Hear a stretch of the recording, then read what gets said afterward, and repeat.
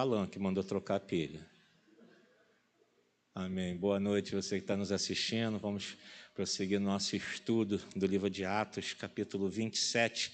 Vamos ler os 2 primeiros versículos que dizem assim: Quando ficou decidido que navegaríamos para a Itália, Paulo e alguns outros presos foram entregues a um centurião chamado Júlio, que pertencia ao regimento imperial. Embarcamos num navio de Adramítio, que estava de partida para alguns lugares da província da Ásia, e saímos ao mar, estando conosco Aristarco, um macedônio de Tessalônica. Somente aqui, depois a gente vai prosseguir, vamos orar e pedir a graça de Deus. Senhor, te agradecemos por mais essa oportunidade de poder estudar a Tua palavra, aprender um pouco mais. E às vezes a gente lê em casa e passamos tão rapidamente, sem nos apercebermos de tantos detalhes que a Tua palavra nos oferece. Nessa noite, Senhor, nós não esperamos que tudo seja extinguido nesse estudo, mas que a gente aprenda um pouquinho mais, que a gente avance um pouquinho mais e possa perceber o quanto a Tua palavra tem nos oferecer, nos ensinar. Guia-nos, ó Espírito Santo de Deus, porque se não for o Senhor, nada do que vamos falar aqui terá sentido ou terá significância na nossa vida. Que o Senhor traga a nós, a nossa vida cristã, um peso, um alimento, uma direção para que possamos entender e aplicar tudo em nosso viver. Te agradecemos por essa oportunidade maravilhosa de esmiuçar as Escrituras Sagradas. Fica conosco, Tu és o nosso convidado, Tu és o nosso mestre. Fala aos nossos corações. Senhor, me coloca em Tuas mãos como um vaso Teu, Senhor, para ser o canal de bênção para os meus irmãos. Senhor, nos abençoa todos nós, em nome de Jesus, e que todos digam... Você pode tomar o seu lugar, em nome de Jesus.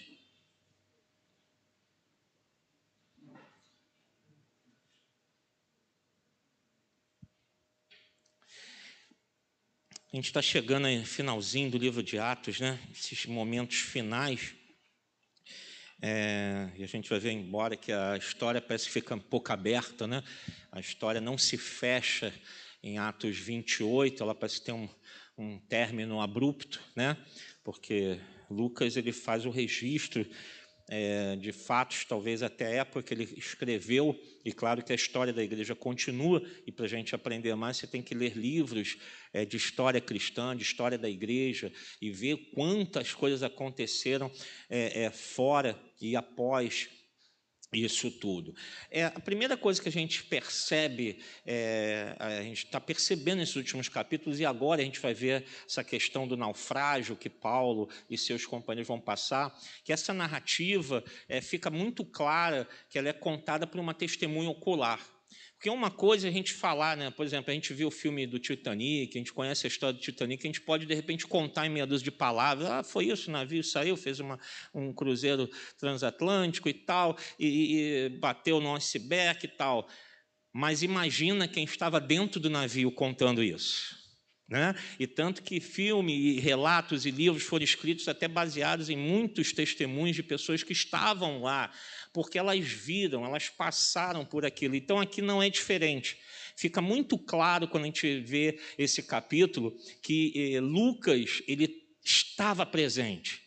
É uma testemunha ocular de tudo isso que apareceu.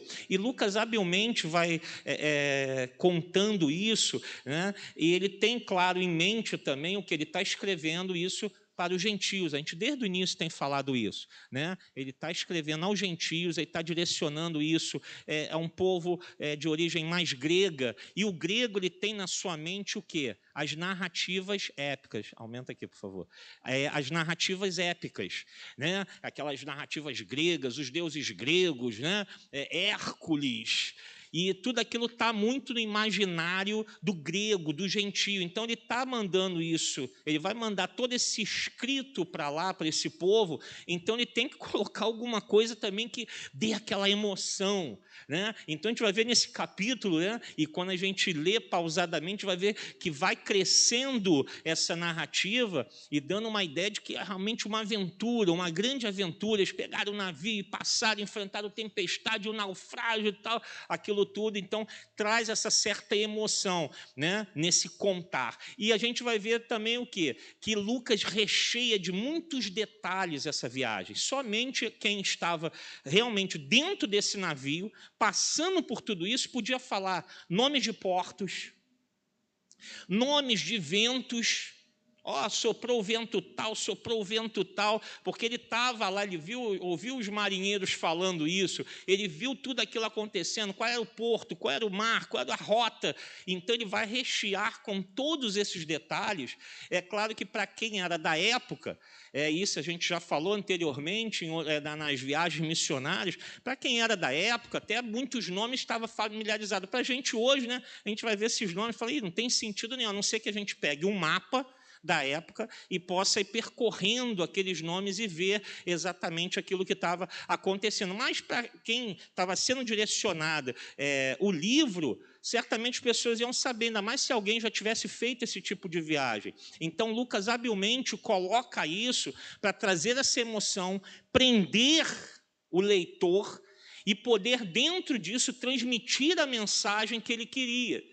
A mensagem do Evangelho, né, e a missão, o chamado de Paulo que ele estava cumprindo aqui nesse momento. Eu queria que a gente voltasse lá no texto, né, a gente leu até o verso 2, vamos prosseguir até o versículo de número 12, para a gente ter o panorama dessa sessão inicial. Versículo 3, no dia seguinte, ancoramos em Sidom. Olha, vai prestando atenção nos detalhes. E Júlio, né, que ele já falou que era o centurião, que estava com a guarda de Paulo, num gesto de bondade para com Paulo, permitiu-lhe que fosse ao encontro dos seus amigos, para que estes suprissem as suas necessidades. Quando partimos de lá, passamos ao norte de Chipre, porque os ventos nos eram contrários.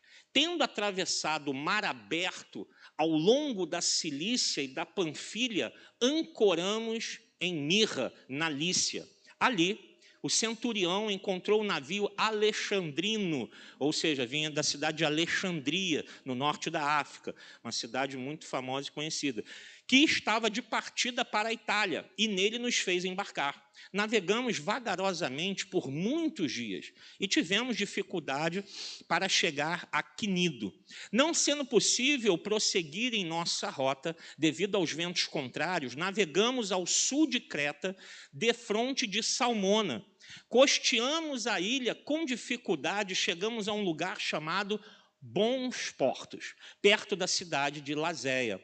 Tínhamos perdido muito tempo e agora a navegação se tornara perigosa, pois já havia passado o jejum. Os irmãos estão percebendo a riqueza de detalhes?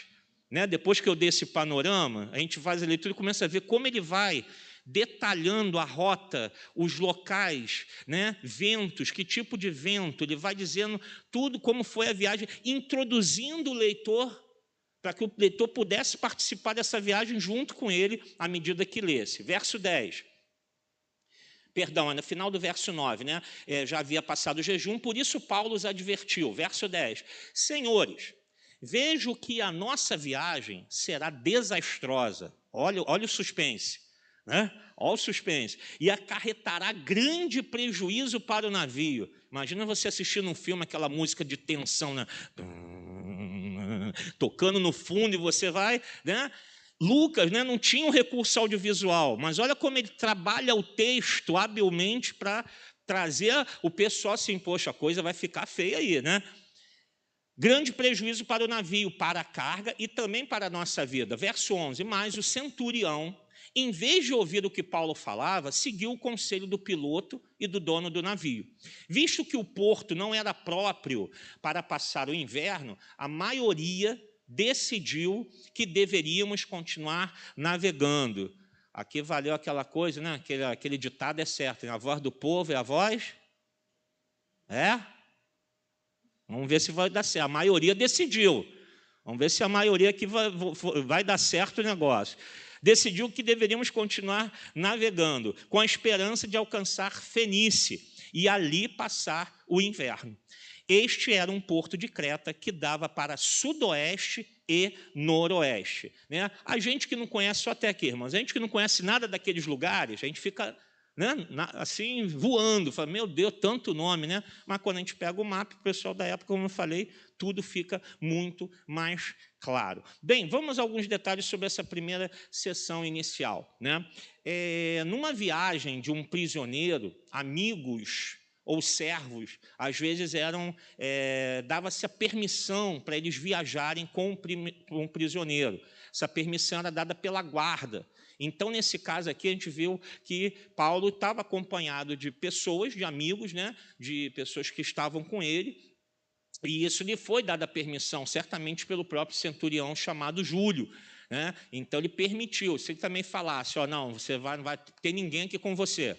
Acabou, não podia. Né? O que acontece? O que a gente viu no julgamento, nos capítulos anteriores, todo o julgamento de Paulo, o encaminhamento dele com uma carta, né? Tudo aquilo que ele passou, certamente o centurião tinha isso em mãos e sabia, esse homem não está sendo acusado de coisas infundadas, ele não fez nada demais, é uma pinimba lá, uma rixa, negócio de religião dos judeus, uns não gostam dele, outros gostam, entendeu? Então, não tem nada demais, ele não é um assassino, ele não é um rebelde, ele não fez nada contra o Império Romano, então o centurião já sabia, né, quem era Paulo.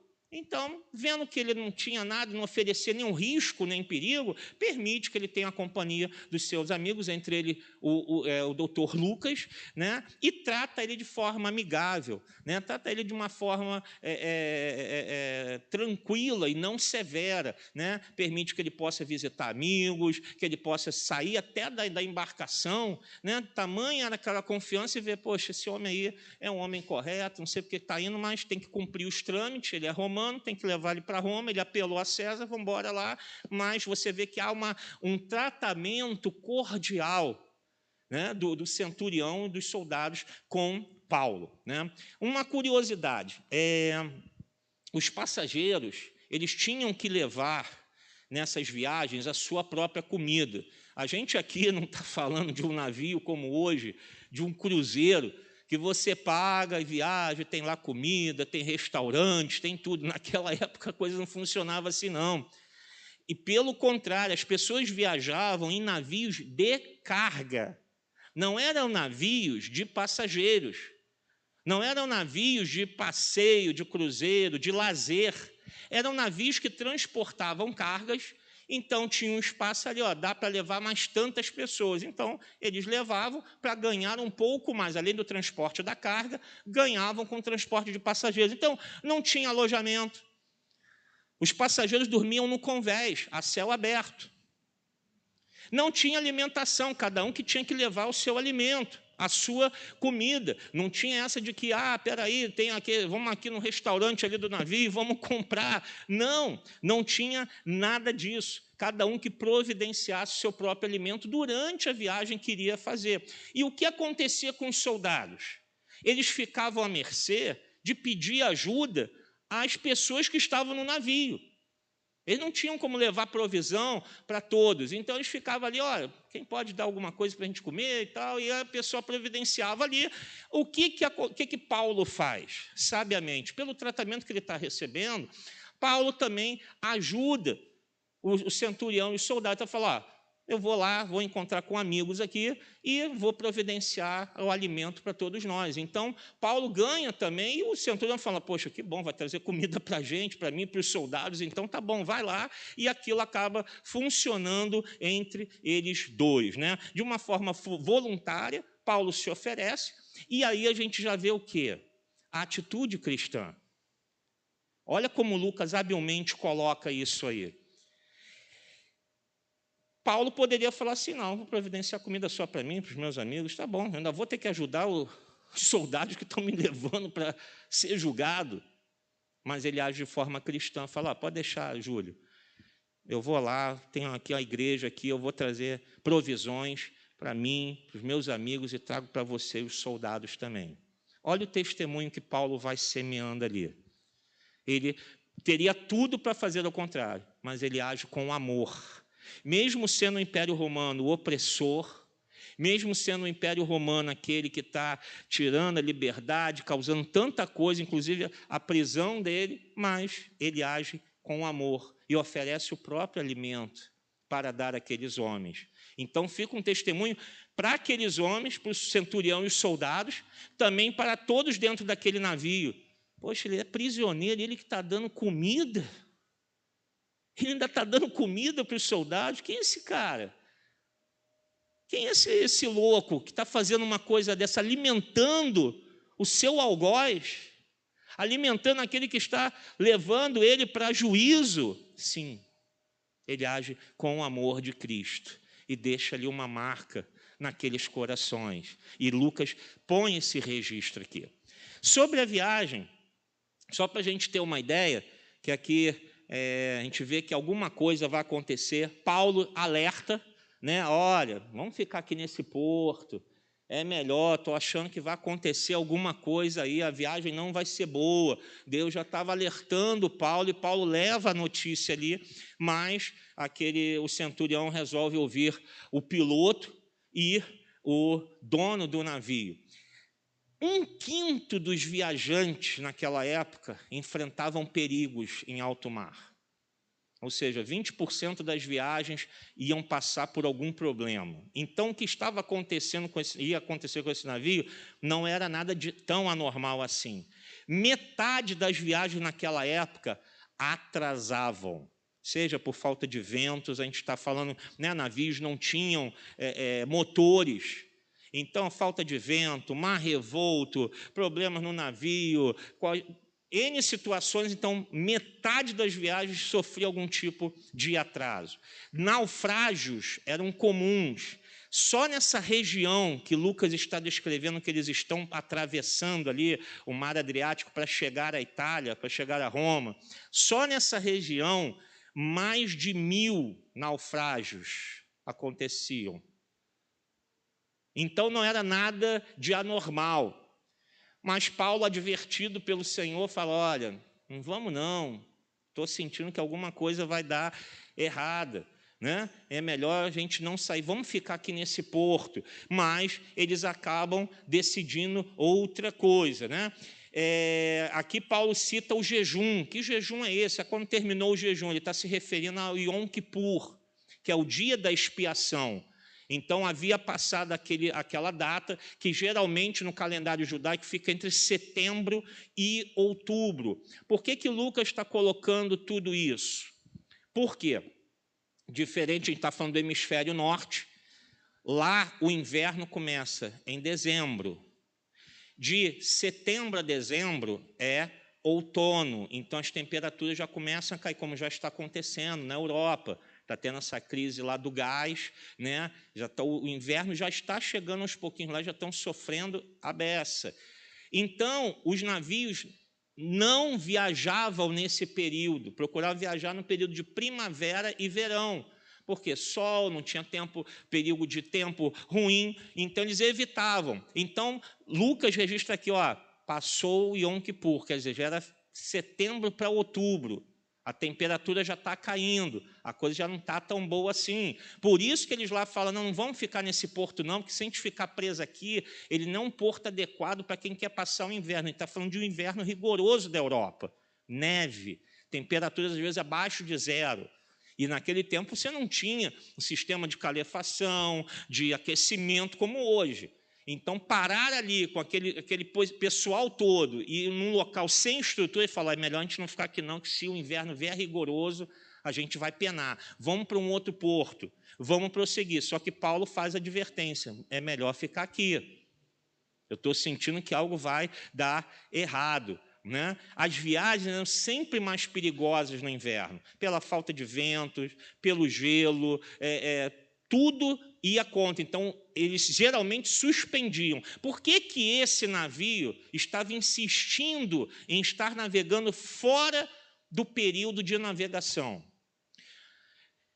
O Império Romano dava diversos incentivos fiscais a quem fazia diversas viagens.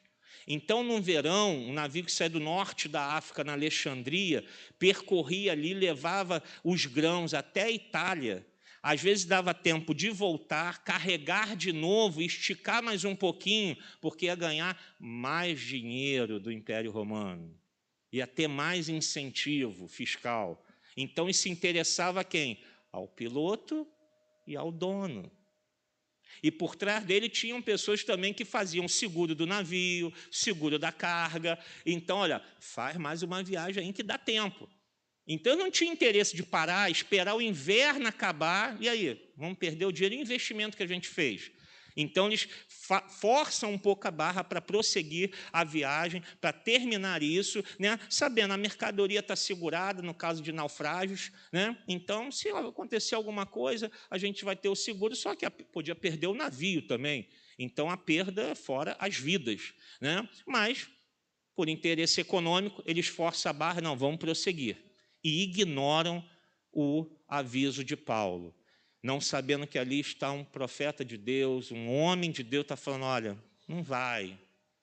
Sabe quando o seu pastor fala, não faz isso não, não vai por aí não, não vai não. E aí você, o pastor é chato, pastor, não, vou ouvir o piloto e o dono do navio. Aí passa algum tempo, você volta, pastor, por que eu não ouvi o senhor, pastor? Já era, o navio já afundou, né? O que aconteceu com Paulo. Então, Lucas está deixando aqui uma coisa também clara. Ouça um homem de Deus. Ouça. Se ele está falando alguma coisa, talvez seja um alerta de Deus para a sua vida. Não ignore isso. Vamos prosseguir, versos 13 a 26. Agora vem a tempestade, agora a coisa começa a ficar tensa. Começando a soprar suavemente o vento sul, eles pensaram que haviam obtido o que desejavam. Por isso levantaram âncoras e foram navegando ao longo da costa de Creta. Creta é uma ilha que fica ali no sul da Itália, tá? Pouco tempo depois, desencadeou-se da ilha um vento muito forte chamado Nordeste, ou em algumas traduções talvez esteja Euroaquilão ou Euroáquila, né? A mesma coisa, tá? Um vento que vem do Nordeste soprando para ali. O navio foi arrastado pela tempestade sem poder resistir ao vento. Começa a imaginar você lá dentro do navio, sem poder resistir ao vento. Assim, cessamos as manobras, não adianta remar mais. E ficamos à deriva, ou seja, o navio deixa para ver para onde que o mar vai levar, para onde o vento vai levar. Não tem mais o que ser feito. Olha a tensão que está acontecendo dentro desse navio. Passando ao sul de uma pequena ilha chamada Clauda, foi com dificuldade que conseguimos recolher o barco salva-vidas. Na verdade, esse barco salva-vidas, só para a gente rapidinho falar, era um barquinho que, na verdade, não era barco salva-vidas como nós conhecemos hoje. Era um barquinho apenas para alguma emergência, algum tivesse que descer a tripulação, pegava o barco e ia até a praia, algum outro local, né? Mas eles viram com a tempestade recolher o barco para que futuramente pudesse, de repente, ter alguma utilidade. Tá? Então, não era aquela como a gente conhece, ia salvar todo mundo no barquinho. Não, era um barco pequenininho, devia dar talvez 4, meia dúzia de tripulantes, e olha lá. Levantando o versículo 17, lançaram mão de todos os meios para reforçar o navio com cordas. E, temendo que ele encalhasse nos bancos de areia de Sirte, baixaram as velas e deixaram o navio à deriva. Cada vez mais eles foram abandonando tudo que tinham tentado. No dia seguinte, sendo violentamente castigados pela tempestade, começaram a lançar fora a carga. No terceiro dia, lançaram fora com as próprias mãos a armação do navio, não aparecendo nem sol, nem estrelas, por muitos dias, e continuando a bater-se sobre nós grande tempestade, finalmente perdemos toda a esperança de salvamento. Que história, hein? Que história, né? Visto que os homens tinham passado muito tempo sem comer, Paulo levantou-se diante deles e disse: os senhores deviam ter aceitado o meu conselho de não partir de Creta, pois assim teriam evitado este dano e prejuízo. Mas, agora, recomendo que tenham coragem, pois nenhum de vocês perderá a vida, apenas o navio será destruído. Olha só, Paulo já sabia o desfecho da história. Pois ontem à noite, como é que ele sabia? Apareceu-me um anjo do Deus a quem pertenço e a quem adoro, dizendo-me: Paulo, não tenha medo, é preciso que você compareça perante César. Deus, por sua graça, deu-lhe a vida de todos os que estão navegando com você. Olha só. Assim, tenham ânimo, senhores. Creio em Deus que acontecerá conforme me foi dito. Devemos ser arrastados para alguma ilha. Vamos parar aqui para a gente falar um pouquinho desse trecho. Vamos lá. Os navios, principalmente os alexandrinos, que eram responsáveis por carregar grãos, levar grãos para Roma, que o Império Romano tinha que ser abastecido de alguma forma, né, para sustentar todo aquele império, principalmente ali em Roma. Navios desse porte carregavam cerca de 68 a 1.200 toneladas de carga, só de grãos, sempre em direção a Roma. Para descarregar um navio desse, como esse que Paulo e Lucas estavam, levava-se cerca de 12 dias, parado num porto para descarregar, tirar toda a carga dali. Só que o que eles fazem? Eles começam a tirar mercadoria no mar, porque eles falam, tem que aliviar a carga do navio, que o navio pesado, na tempestade, ele tende a afundar. Então, quanto mais leve, mais ele vai flutuar e a gente tem mais chance de salvamento. Então, eles começam a tirar a carga no chão. É melhor perder a carga do que o navio e as nossas vidas. Eles começam a tirar fora. Só para descarregar um navio como esse, na mão, jogando fora no mar, seria necessário um dia inteiro de trabalho manual. O que aqui não acontece. Eles descarregam uma parte, e a gente vai ver mais à frente, que Lucas vai ratificar isso, que só tinha sido descarregada uma parte da carga no mar, né? Os grãos, eles geralmente eram transportados em sacos, e esses sacos eram empilhados em pilhas de cerca de 2 metros de altura. Então, você vai imaginando aquele porão lotado desses sacos, tem que descer, pegar o saco, subir, joga no mar, desce, pega um saco, vai lá e joga no mar, né? E você não tinha muita tripulação, não sei se os passageiros iam estar, né, teriam condições ou estariam dispostos a fazer isso também, mesmo que fizessem, seria num ritmo mais lento. Então, eles começam desesperadamente tentar jogar isso tudo para se livrar. Mas, certamente, seria uma retirada, como foi, demorada, e com muito esforço, com muito sacrifício. Mas eles tentam fazer isso. A gente viu aqui que eles foram tentando de tudo. Fala no texto que eles tiraram a armação do navio. O que é essa armação, ou conhecida também como jarda? Era o mastro maior do navio, que geralmente tinha de comprimento o mesmo comprimento do navio. Então, eles tiram aquele mastro, por quê? Porque ele está pesando. E no meio de uma tempestade como essa, esse mastro não vai servir de nada, a não ser de fazer peso. Geralmente, eles podiam tirar e botar isso no convés, mas é mais um peso que o navio está carregando. Então, o que eles fazem? Se livram disso, desse peso eixo, joga a armação, você joga esse mastro no mar, que é menos um peso. Realmente era algo grande e complicado de se levar ali. As estrelas que Lucas cita, não tinha sol, não tinha estrelas. A gente está falando de uma época que não tinha equipamento eletrônico, não tinha internet, comunicação via satélite, não tinha nada disso. Como é que os navios e os marinheiros se guiavam? Pelas estrelas, pela posição das estrelas. Se você está no meio de uma tempestade, que você não vê nem a luz do dia, você não sabe se é dia, se é noite, não sabe então as estrelas, fala assim, e agora? Para onde a gente vai? Não tem como você traçar nenhuma direção e falar, abandona o navio, deixa para ver no que vai dar. Até que a gente possa saber o que fazer. Olha a aventura que eles estão passando, olha o que Paulo está sofrendo, e lembra lá atrás, Quando Paulo está vindo para Jerusalém, todo mundo, Paulo, não vai, Paulo, vão pegar você, vão te matar. Não fica aqui, Paulo, não, eu tenho que ir para Jerusalém. E ele sabe que tem que ir para Roma. Então, você vê também nisso aqui que Paulo, ele não foge do propósito de Deus. Ainda que ele tenha que passar um momento tão complicado e tão tenso como esse, ele sabe, Deus me quer em Roma. Tanto que o anjo vai lá e aparece, ele fala, Paulo, você vai para Roma e você vai comparecer perante César. Porque esse é o propósito de Deus.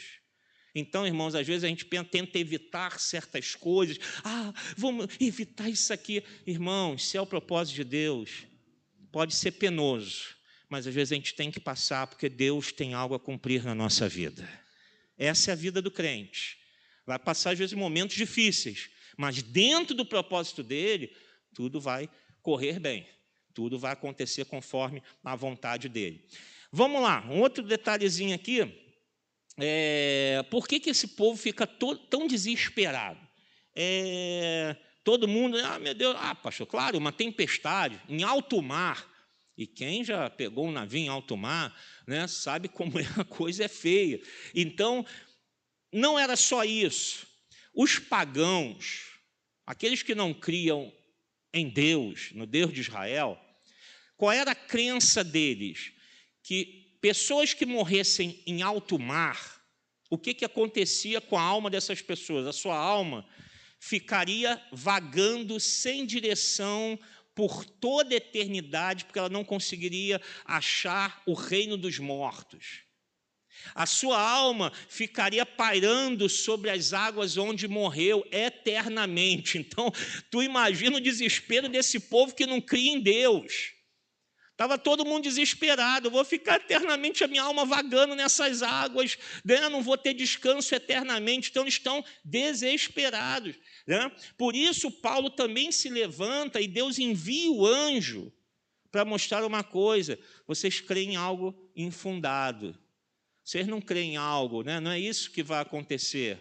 Né? Eu creio num Deus maravilhoso, um Deus que tem propósito, e a vida de vocês está entregue nas minhas mãos. Deus me deu, todos vocês se salvarão, ninguém vai se perder.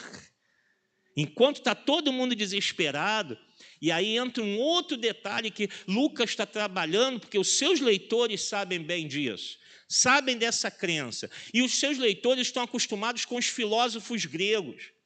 E muitos encaram os filósofos gregos como aqueles que apresentam sempre uma tranquilidade em momentos de grande pressão.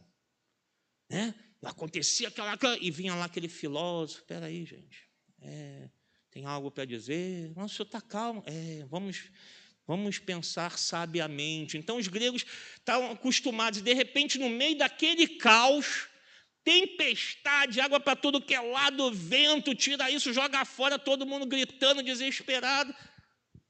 Está lá Paulo, como a gente canta aquele hino, né? Calmo, sereno e tranquilo.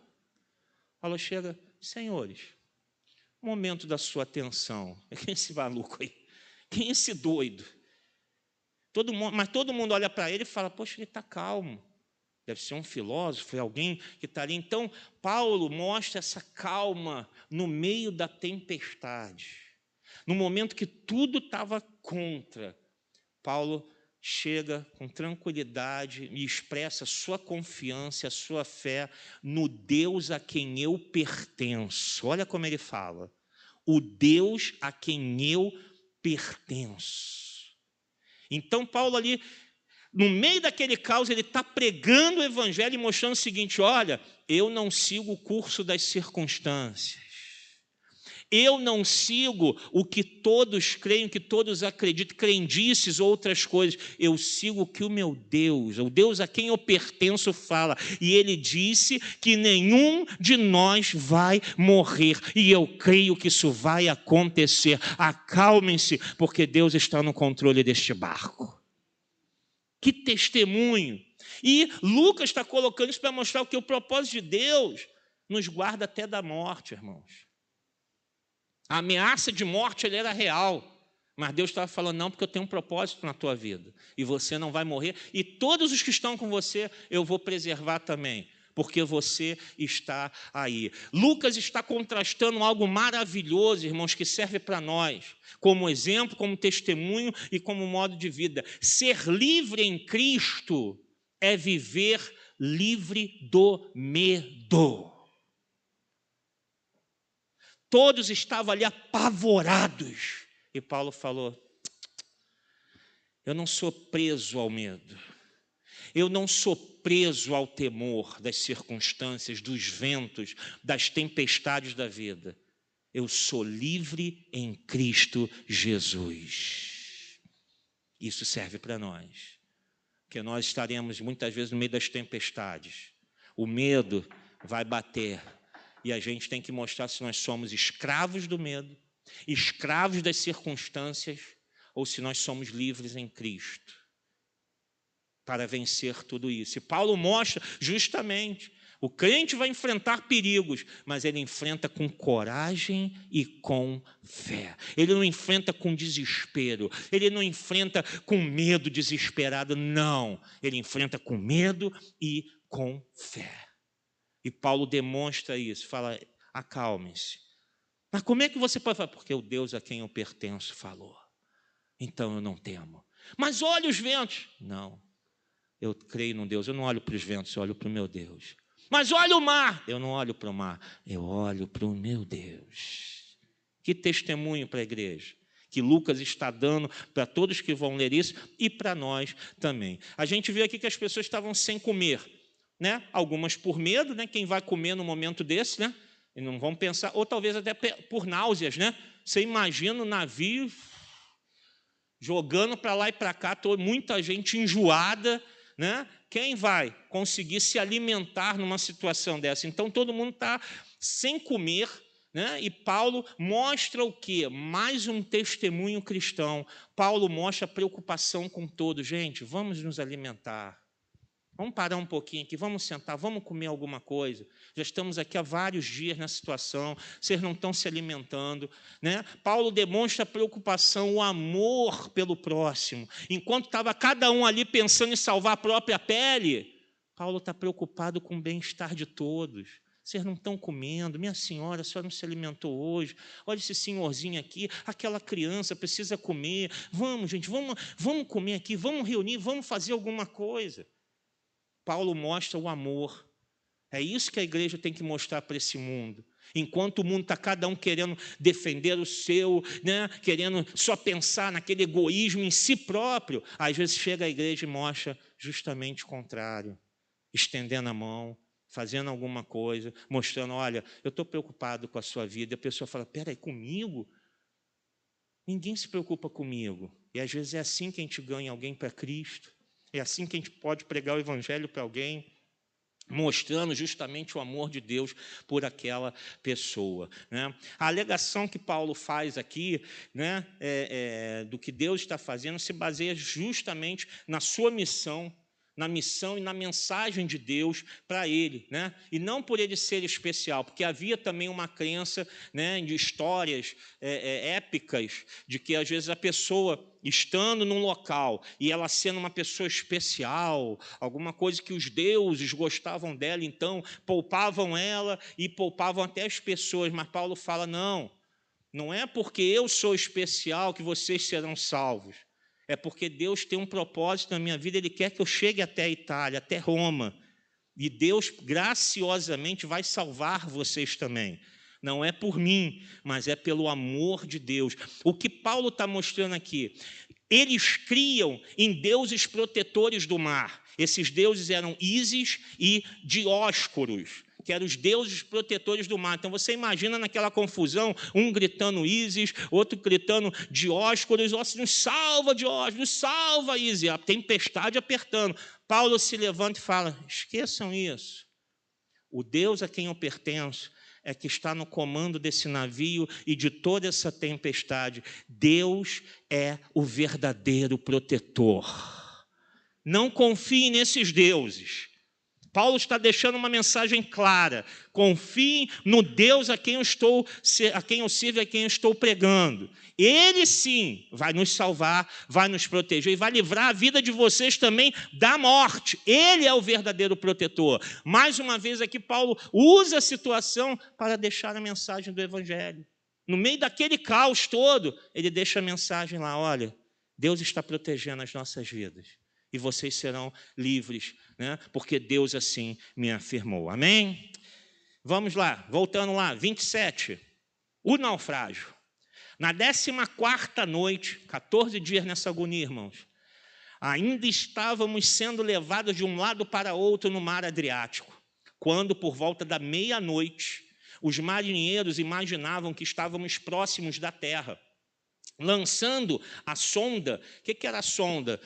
Era um pedaço de ferro, um objeto de ferro, que eles jogavam com cordas, e quando batia no fundo, eles viam a distância, puxavam e mediam o quanto de corda desceu. Hoje tem equipamento eletrônico, tem uma sonda eletrônica no casco do navio que mede a profundidade, aparece tudo lá no painel para o comandante, ele sabe qual é a profundidade daquele local e tal, mas naquela época não tinha nada disso. Então, eles jogam e começam a medir a profundidade, que eles já estão preocupados, começam a perceber que está começando a diminuir a profundidade onde o navio está. Então, já estão preocupados com o quê? O navio vai bater, vai encalhar em alto mar, e aí, o que vai se fazer?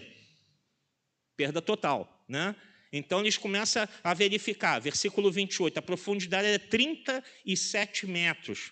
Pouco tempo depois, lançaram novamente a sonda e encontraram 27 metros, 10 metros a menos. Então, eles estão falando, estamos nos aproximando de terra.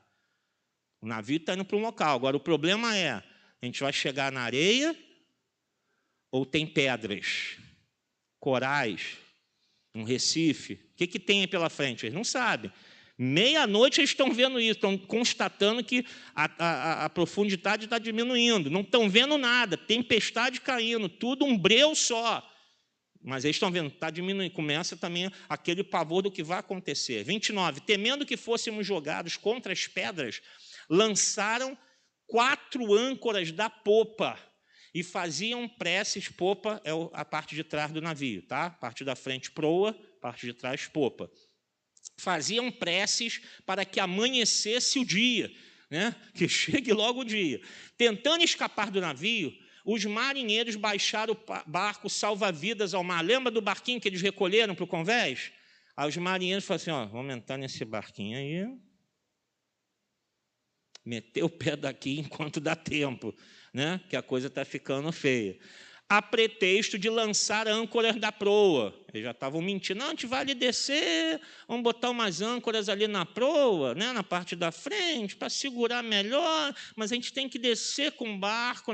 Olha como estão já armando alguma coisa. Então, Paulo percebeu a situação, disse ao centurião e aos soldados, se estes homens não ficarem no navio, vocês não poderão salvar-se. Porque Paulo está firmado numa promessa. Deus falou, todos que estão aí não vão morrer, eu vou poupar a vida de todos. Mas se esses homens saem do navio, Deus falou que tinha que estar ali no navio, estando com você, eu guardo e protejo. Então ele fala, opa, não pode, porque se eles saem daqui, o que vai acontecer? Com isso, os soldados, vendo a situação, cortaram as cordas que prendiam o barco salva-vidas e o deixaram cair na água. Então, jogaram fora, perderam o barco salva-vidas, que poderia ser útil mais ali na frente, quando eles vão chegar perto da praia. Pouco antes do amanhecer, Paulo insistia que todos se alimentassem, dizendo, hoje faz 14 dias que vocês têm estado em vigília constante, sem nada comer. Agora eu os aconselho a comer algo, pois só assim poderão sobreviver. Nenhum de vocês perderá um fio de cabelo sequer. Uma expressão que é muito usada no Antigo Testamento. Tendo dito isso, tomou o pão e deu graças a Deus diante de todos. Então o partiu e começou a comer. Todos se reanimaram, agora eles ouviram Paulo, e também comeram algo. Estavam a bordo 200 276 pessoas. Não era Paulo, não era meia dúzia, não. Tinham 276 pessoas nesse navio. Depois de terem comido até ficarem satisfeitos, aliviaram o peso do navio, atirando todo o trigo ao mar. Quando amanheceu, não reconheceram a terra, mas viram uma enseada com uma praia. Que alívio, hein? Ver aquela praiazinha lá, meu Deus, terra firme, né? Para onde decidiram conduzir o navio, se fosse possível. Cortando as âncoras, que tinham sido postas lá na popa, deixaram-nas no mar, desatando ao mesmo tempo as cordas que prendiam os lemes. Então, alçando a vela da proa, essa vela da proa era pequenininha, em forma de triângulo, e servia para dar um impulso. Então, falaram, a gente levanta essa da proa para ver se dá um impulso na direção da praia que está à nossa frente. Alçando a vela da proa ao vento, dirigiram-se para a praia, mas o navio encalhou num banco de areia onde tocou o fundo. A proa encravou-se e ficou imóvel, e a popa foi quebrada pela violência das ondas. Os soldados resolveram matar os presos para impedir que algum deles fugisse, jogando-se ao mar. Mas o centurião queria poupar a vida de Paulo e os impediu de executar o plano. Então, ordenou aos que sabiam nadar que se lançassem primeiro ao mar em direção à terra. Os outros teriam que salvar-se em tábuas ou em pedaços do navio. Dessa forma, todos chegaram a salvo em terra. Prestaram atenção nisso? Dessa forma, todos chegaram a salvo em terra. Quem fez isso? Deus. Lucas está mostrando, Deus prometeu e Deus cumpriu. Ninguém se perdeu no meio dessa tempestade. Bem, Paulo fez o alerta, né, daquilo que estava por vir. Né? Eles se aproximam do chão, do fundo, de forma rápida, velocidade rápida e perigosa. Né? Rochas subaquáticas poderiam abrir, e realmente o que aconteceu, eles acabaram encalhando ali e acabou havendo, rasgando o casco. Eles usam âncoras para frear o navio, eles tentam de tudo, né, para tentar salvar o navio e as pessoas. Esses marinheiros do qual a gente leu aqui, sobre os quais a gente leu aqui, eles geralmente, naquela época, ou eram escravos, ou então eram trabalhadores que queriam fazer um dinheiro a mais. Então, eu vou pegar uma viagem aí para ganhar um dinheiro extra, né, e entravam nisso aí. Ou seja, quando a gente vê esses homens tentando, de certa maneira, escapar, fugir, porque esses homens não tinham nenhuma preocupação com o navio. Eles eram ou escravos ou pessoas que só estavam ali fazendo um trabalho extra. Então, se o navio vai se perder, se a carga vai se perder, eles não estavam nem aí, eles queriam salvar a vida deles. Eles não tinham nenhum compromisso a não ser quando eles vinham de ganhar o dinheiro. Por isso que a gente vê eles tentando fugir naquele momento. Mas o que acontece também? Além de Paulo fazer valer a promessa de Deus de salvação, Paulo sabe que aqueles homens são os únicos que têm habilidade para ancorar o navio.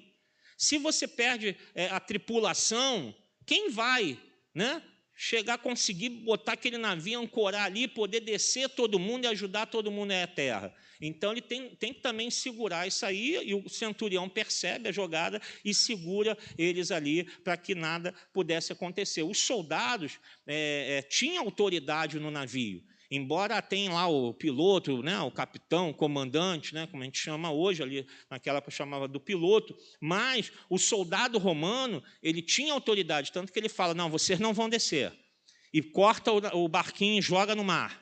Né? Então, o centurião usa a autoridade romana que ele tinha, né? Até porque os soldados eram os únicos a portar armas. Quem tem arma acaba fazendo valer a sua autoridade. Né? Não vou entrar na questão de arma, não, mas a gente já pode ter uma... Né? Fala assim, quando você tem arma, você também... Opa, peraí, né? Não é bem assim que a banda toca, não. Os caras estão dando... Porque se o soldado fala assim, não, vocês não vão descer, não. Como é que é? Vamos fazer assim, vamos partir para cima dele, jogar ele no mar e vamos embora. Né? Mas os soldados estão armados. Fala, como é que a gente vai fazer isso? Não podemos. É uma resistência, é uma imposição da autoridade ali. Aquela refeição que a gente vê, é curioso que Paulo reúne todo mundo, e Paulo pega o pão, ele dá graças e distribui o pão a todos. Por que Paulo faz dessa maneira? Primeiro, ele faz uma refeição tradicional judaica, que era justamente o anfitrião, o chefe da casa. Então, Paulo se coloca ali, porque ele reúne todos, e todos começam a se voltar para ele. Por quê? O pessoal pensa, pô, esse cara lá atrás falou que a viagem ia dar ruim, né? Trazendo para a linguagem de hoje do carioquês, né? A viagem ia dar ruim, ele avisou. Ninguém deu ouvidos a ele. Pô, vamos ouvir agora esse homem está falando coisa sensata. Ninguém ouviu ele lá atrás, a gente podia estar lá naquele porto, salvo, ele está passando esse aperto todo, porque ninguém deu ouvido a ele. Então, vamos ouvir o que ele tem a falar. Então, Paulo começa a falar, ó, ninguém vai morrer, vamos nos alimentar. Fala, vamos ouvir esse homem aí, vamos comer alguma coisa. Então, Paulo é o anfitrião daquele momento. E assim como um bom judeu, ele pega o pão, parte, vai, distribui a todos aí, e fazem aquela refeição de um modo judaico, né, mostrando ali, deixando um testemunho também de como fazer uma refeição, porque ele está ali com pessoas que são gentias, pessoas que não temem a Deus. Então, ele deixa também, olha, é assim que a gente trata a refeição. A gente dá graças, a gente senta junto, o anfitrião oferece isso aos seus convidados, né? A gente viu ali que tinha um navio, tinha cerca de 276 pessoas que ele estava levando. Navios grandes desse porte podiam levar até 600 pessoas. Tá? Mas naquelas condições que eu falei, não tinha quarto, alojamento, não tinha nada disso, não, cabines, não. Dormia todo mundo no convés, cada um levava seu cobertor, sua roupa, uma barraquinha, uma tenda, seja o que fosse o alimento, mas podia carregar até 600 pessoas. Então, esse navio até que não estava com tanta capacidade assim, não. Mas eram navios que levavam toneladas e toneladas de grãos para Roma, como eu já falei. Aqui, no caso, parecia que era trigo, que ele fala, ó, jogamos o trigo ao mar. Né? Então, certamente estava levando isso para Roma e tentando aliviar esse peso, né, para que o navio pudesse. O que eles fazem? Vamos jogando tudo fora. Então, ainda tem um pouco do trigo. Lembra que eu falei lá atrás? Eles não descarregaram tudo, porque não dava. Então, eles estão vendo que está chegando perto da praia, vamos jogar o resto fora. E começa a jogar o resto do trigo fora. Vamos carregar os sacos, jogar para o mar, para aliviar, porque o navio vai subir, né, e, de repente, a gente chega mais próximo à praia. Porque se ele está mais baixo, ele vai parar mais distante. Concordam comigo? Ele está mais próximo ao fundo, vai encalhar longe. Se ele está mais elevado, porque ele está mais leve, ele vai ancorar, vai parar perto, mais perto da praia. Então, a intenção é que quanto mais próximo da areia, mais chance de sobrevivência. Então, eles jogam o resto da carga fora, né? E outra curiosidade, grãos, quando molhados, eles dobravam de volume. Então, o que ia acontecer com o trigo ali dentro? Se ele molhasse todo, o peso ia ser o dobro do que eles estavam carregando. Então, quanto mais rápido jogar isso fora, mais rápido o navio podia chegar ali perto da praia. Tá? Sobre os prisioneiros, eles, algemados, não podiam nadar. Olha o dilema dos soldados. Eles estão algemados. Joga eles pula na água e vai nadando até a praia. Como? Né? E naquele tempo, a algema não é como hoje, né? Aquele negocinho, né? E tal. Era um grilhão de ferro pesado, com uma corrente grossa de ferro pesada, né? Nas mãos, talvez nos pés. O que os soldados iam fazer? Se eles pulassem na água, não podiam nadar. Se soltasse eles, o prisioneiro do Império Romano está solto. Vai fazer o quê? Pernas para que te quero, né? Quando chegar lá na areia, em buraco, em algum canto, e me manda que esse centurião nunca mais vai me achar na vida dele, né? Então, eles estão com medo. O que eles fazem? Vamos matar eles. Porque os guardas, eles eram responsáveis pela custódia dos prisioneiros. E acontecia o seguinte, eles teriam menor culpa se os prisioneiros fossem mortos no mar do que se eles tivessem fugido. Então, se eles chegassem a Roma, cadê os prisioneiros? Teve um naufrágio, eles morreram afogados e tal. Então, tá bom, morreram afogados, tentamos salvar, mas não deu. A culpa ia ser amenizada. Mas ele falar assim, cadê os prisioneiros? Fugiram. Fugiram? Você vai pagar com a sua vida por eles. O Império Romano era implacável. Ou ia ficar preso, ou ter uma penalidade muito severa. Então, eles pensam, vão matar todo mundo. Só que matar todos os prisioneiros incluía quem? Paulo. E o centurião criou esse vínculo com Paulo. Olha, irmãos, como Deus vai trabalhando. Lá atrás, o que Paulo fez? Eu vou providenciar comida para vocês. Olha, eu vou ali, visitei a igreja, voltei, estou de volta. Cumpri minha palavra. Aquele homem vê esse homem, é um homem de respeito, é um homem sério. Então, na hora que a coisa está ali apertada, ele fala, não, que se matar todos os prisioneiros, vai ter que matar Paulo. Não pode matar esse homem. Esse homem não merece isso. Então, ele fala, não vai matar ninguém. Né? Não vão matar ninguém. Então, ele protege Paulo nesse momento. Né? Para os soldados, tanto fazia, porque só a título de curiosidade, prisioneiros que iam para Roma, sabe o que ia acontecer com eles? Serem jogados no Coliseu para serem comidos por leões, para o entretenimento de toda Roma. Então, vocês vão ser comidos por leões e vão morrer aqui?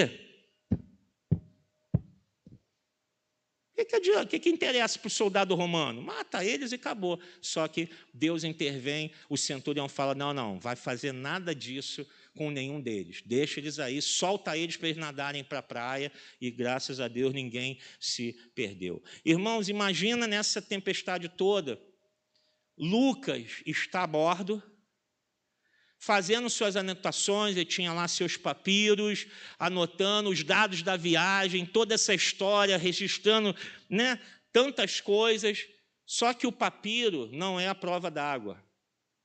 O navio encalha, eles têm que mergulhar. Então, a gente pode imaginar que Lucas teve que fazer alguma coisa para salvar os papiros, as anotações que ele tinha, botar num recipiente selado, arrumar uma tábua, botar em cima, não posso perder isso aqui, porque isso já está tudo aqui escrito, tem muita coisa aqui registrada, tanta anotação, e Lucas está carregando tudo aquilo junto para Roma, indo em direção a Roma. Mas ele consegue salvar, a gente tem todo esse relato de todos esses detalhes, que certamente Lucas fez alguma coisa para a preservação dessa história, né? Uma sobrevivência maior perto da costa, que a gente já falou, para que salvasse todos a bordo. E quando se fala em todos, a gente pode imaginar dentro desse navio devia ter idosos, pessoas doentes, que era comum, né, uma viagem longa dentro do navio, pessoas doentes, crianças, né, 2 semanas sem se alimentar direito, muitos já debilitados, né, a maioria sem saber nadar. Olha a situação. Então, quanto mais perto da costa, maior a possibilidade de salvar essas 276 pessoas. Né? E, nisso tudo, o que Lucas está mostrando, construindo toda essa história e trazendo esse desfecho agora no final, foi um evento extraordinário, algo épico. Ele está construindo essa história para mostrar, olha, nenhuma dessas pessoas morreu. 276 pessoas foram salvas, algo extraordinário. E quem estava na condução de toda essa história? O Deus de Israel, o nosso Deus, o Deus da igreja, a quem Paulo estava pregando. Ele fez isso maravilhoso. Na literatura daquela época, greco-romana, escapar de um desastre marítimo era uma evidência de uma pureza religiosa. Isso poderia ser até usado num tribunal. Então, imagina, Paulo se levanta e fala, ninguém vai morrer. Todos serão salvos. E todos foram salvos. Então, o que Lucas está mostrando aqui também, para finalizar, o quê? Aquilo está sendo dado a Paulo em favor dele até para o seu julgamento. Ele poderia usar isso lá depois, a gente não sabe se usou, porque isso não há o registro, mas talvez nas audiências, nos julgamentos que acontecerem em Roma, talvez ele tenha falado, olha, vindo para cá, eu passei por um naufrágio. Tinham 276 pessoas junto comigo lá. Ninguém morreu, o navio encalhou, todos foram salvos, todos os prisioneiros foram trazidos em segurança até aqui, porque o meu Deus disse que ninguém iria se perder. E isso tinha valor num tribunal daquela época. Então, Lucas está escrevendo isso tudo, mostrando que tudo está cooperando até para a defesa de Paulo, para a defesa da igreja. Pode ser no momento mais difícil, mas Deus sempre está operando e mostrando o cuidado dele para com a sua igreja, com o seu povo. E se tiver que acontecer como foi com Paulo, que foi decapitado, foi morto por amor ao evangelho, é porque Deus assim o quis. Ele chega ao final da sua vida declarando o quê? Combati, bom combate, completei a minha carreira, guardei a minha fé, que é o mais importante. Não importa se a vida foi ceifada, ele sabia que teria vida eterna com o seu Deus. E assim finalizamos o capítulo 27, a um capítulo do final de Atos. Semana que vem a gente vai finalizar. Vamos ficar de pé e vamos orar ao Senhor, dar graças a Deus.